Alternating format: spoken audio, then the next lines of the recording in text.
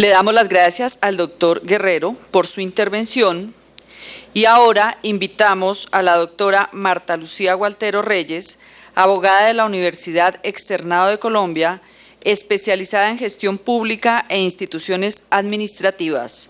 Se ha desempeñado, entre otros, como jefe de la Oficina Jurídica de la Secretaría de Salud de Cundinamarca, del Ministerio de Salud, coordinadora del Programa de Salud de la Defensoría del Pueblo, consultora nacional e internacional, comisionada de la Comisión de Regulación en Salud y actualmente es la presidenta del Observatorio Interinstitucional de Cáncer de Adultos.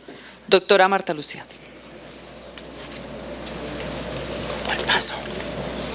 ¿Con cuál? Con este. ¿Solo con esa? Sí, señor. Vale. Muy buenos días para todos.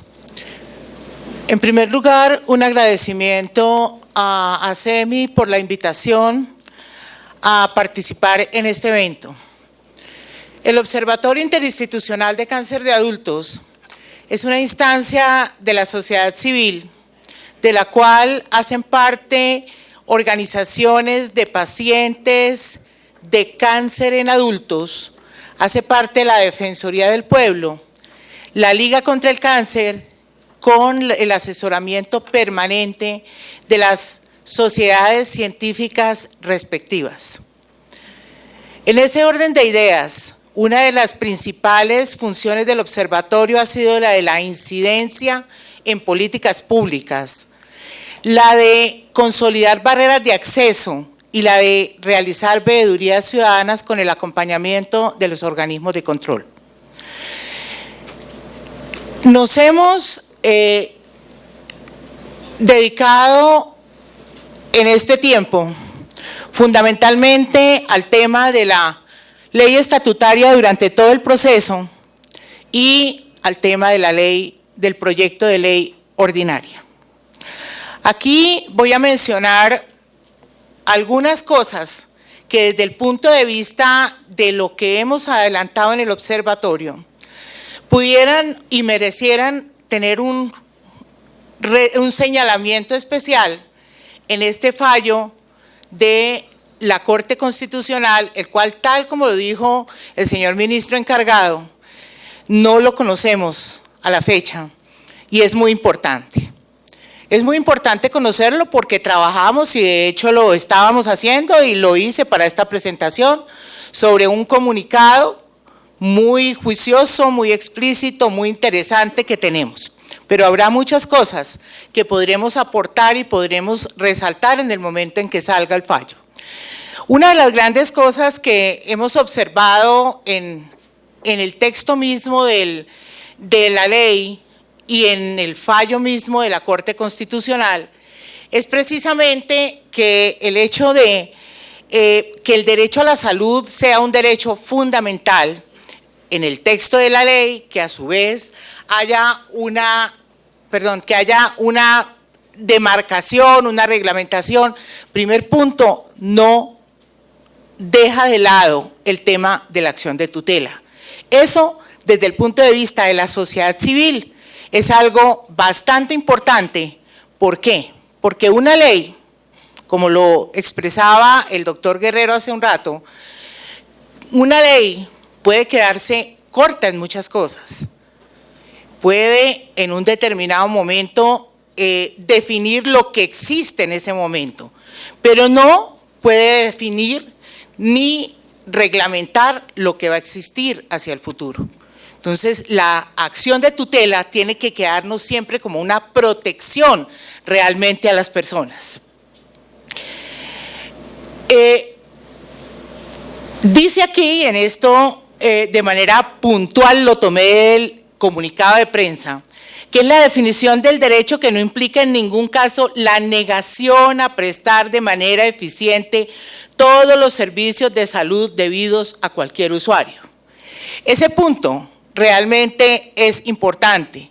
Todos, creo que todos los que estamos aquí, que venimos trabajando desde los distintos espacios del sector salud, somos conscientes de algo que se ha presentado en estos 20 años y es el fraccionamiento de los servicios de salud.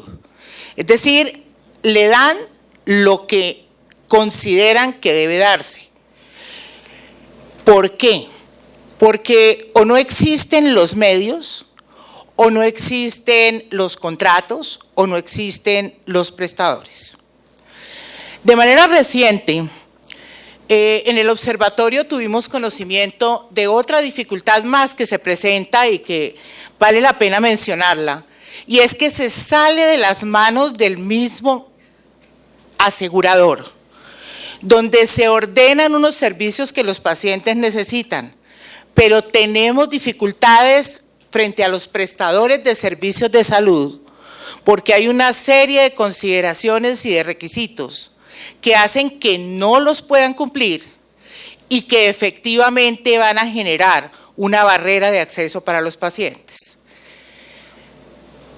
Adicionalmente a esto, consideramos que efectivamente desde el contenido de la ley garantiza el derecho a la salud como un derecho fundamental.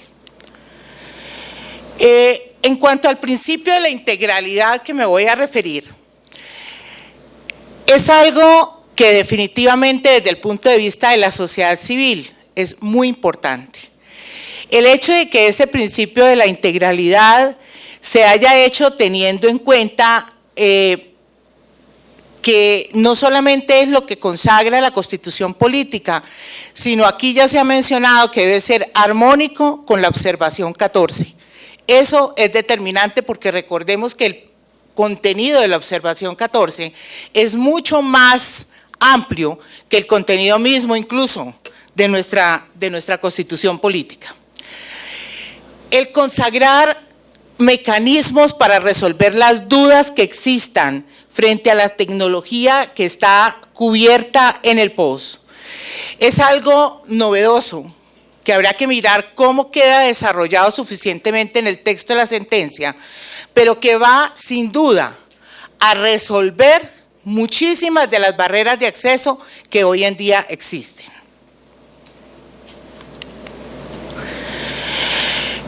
En mención al parágrafo del artículo 8º, que fue declarado inexequible, consideramos que, y de hecho, tanto desde el observatorio como de muchas otras organizaciones de pacientes, se le solicitó a la Corte Constitucional que le generaba realmente verdaderas barreras de acceso su presencia y felizmente fue aceptado. En desarrollo de ese principio de la integralidad, decíamos entonces el porqué de que cuando existen dudas realmente debe existir una organización de carácter técnica, un grupo técnico que resuelva esas dudas y que se fijen los parámetros. Quisiéramos que ojalá en la ley ordinaria que se expida para tal fin, que se fijen los parámetros necesarios para resolver unos principios generales que deban ser tenidos en cuenta. Bueno, en el tema de la participación ciudadana tal vez fue uno de los temas en los cuales la sociedad civil fue muy vehemente en sus apreciaciones. La redacción de la ley fue un poquito desafortunada. Hablamos de la participación de las decisiones, supongo que fue un error en la redacción, y no era un de, sino en las decisiones, y de manera inicial estaba concebido para que la ciudadanía participara cuando la decisión hubiera sido adoptada. Gracias a el texto, por lo menos lo que nos cuentan, de la Corte Constitucional, las decisiones y la participación ciudadana va para las decisiones. Nos decía el doctor Palacios, y creo que me alcanzaron a brillar los ojos, cuando manifestó que en eso había una modificación a la sentencia 760. Y es que en la sentencia recordemos que la participación ciudadana está encaminada a la actualización del plan obligatorio de salud y en su momento a la unificación de los planes de beneficios. En esta oportunidad tenemos que, de acuerdo con lo que está previsto y lo que nos contó el doctor Palacios, vamos a tener una participación ciudadana en las decisiones en salud que le corresponde a la ciudadanía, al sector científico también, poder opinar sobre aquellos puntos que los van a afectar definitivamente. Lo miramos como positivo en el fallo de la Corte. En cuanto a las prestaciones de salud, hay que decir que desde el punto de vista de la sociedad civil, se solicitó a la Corte Constitucional declarar la inexequibilidad de este artículo. La razón por la cual se solicitó, les voy a decir que es la siguiente, que es cuando uno está definiendo exclusiones, definir de manera general las exclusiones, corre el riesgo de que le queden inmersas en esas definiciones muchas situaciones que realmente ameritarían que uno pudiera tenerlas dentro de un plan de beneficios y ser financiadas con dinero del sistema. Nos preocupa, de todas maneras, este artículo 15, no obstante lo que se recortó, lo que se precisó, pero consideramos que es un artículo desde el punto de vista de la aplicación misma que tiene un altísimo riesgo de constituirse en una barrera de acceso para los pacientes.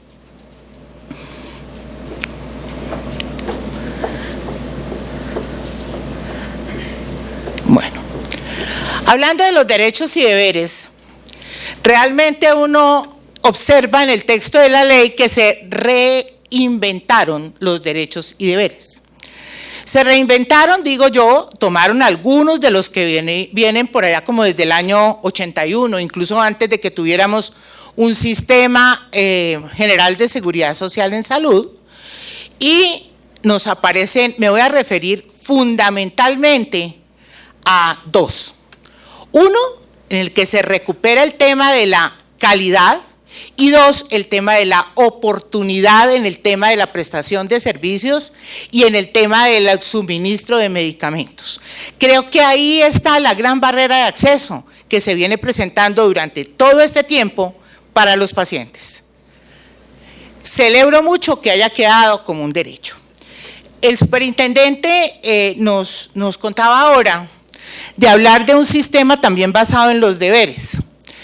Y tal como lo dijo él, creo que yo con más motivos debo decir que es un deber el autocuidado, que no lo ejerzo como muy bien, pero me voy a referir a que adicionalmente cuando nosotros hablamos de los deberes y de si se debe realmente financiar ciertas situaciones que son provocadas por nosotros mismos, mi pregunta va a lo siguiente.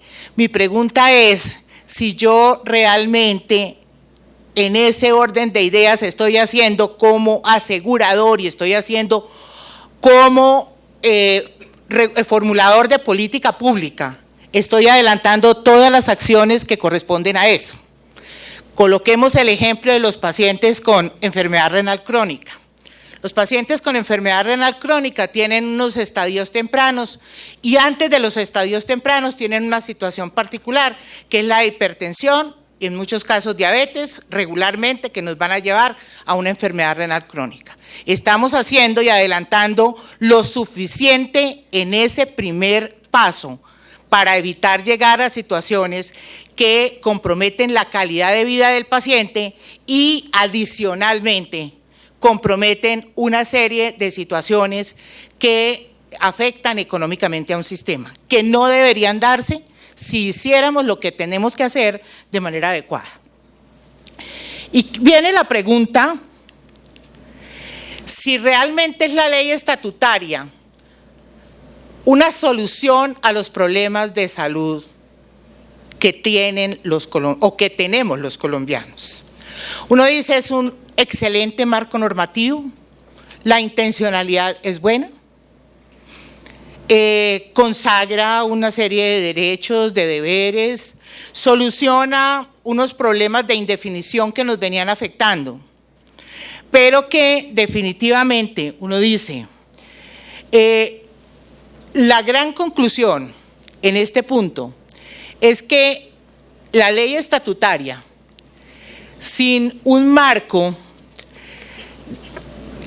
de una ley ordinaria adecuada que permita realizar efectivamente el desarrollo del derecho a la salud como derecho fundamental.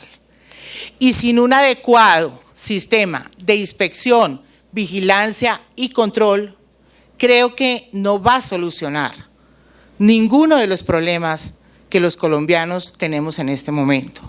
Y no lo va a solucionar no porque ni los aseguradores lo quieran, ni los prestadores lo cumplan, ni los médicos no hagan su pedazo, sino porque sencillamente esto tiene que ser un acuerdo entre todos. Y tiene que ser definitivamente un acuerdo, ¿para qué? Un acuerdo para lograr efectivo un acceso al derecho a la salud. Mientras eso no lo hagamos, aquí podemos expedir todas las normas que se quieran y no vamos a solucionar.